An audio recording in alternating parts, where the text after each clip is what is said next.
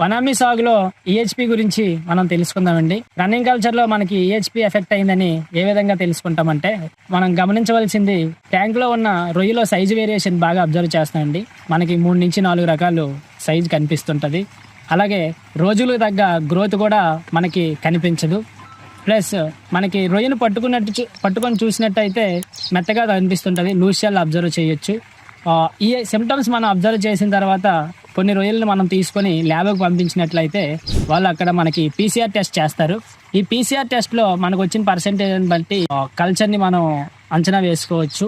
PHP వచ్చిన ట్యాంకుల్లో treatment అనేది చేసుకోవడం ఏ విధంగా చూసుకుంటే, ఒక అడుగు నుంచి 1 అడుగు వరకు వాటర్ పెట్టుకొని అందులో మనం హై పవర్ బ్లీచింగ్ అయితే 3 బ్యాగుల చొప్పున, లో పవర్ బ్లీచింగ్ అయితే 6 బ్యాగుల చొప్పున మనం బ్లీచింగ్ అప్లికేషన్ ఇచ్చినప్పుడు ఎప్పుడైనా వాతావరణం చల్లగా ఉన్నప్పుడు ఇచ్చుకోవాలండి.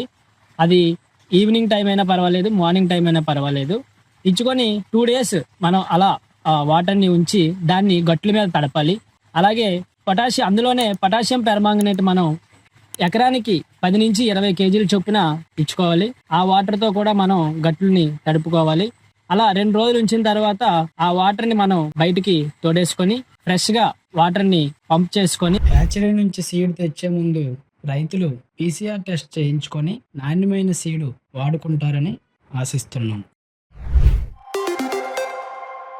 Dr. Grow, say yes to growth.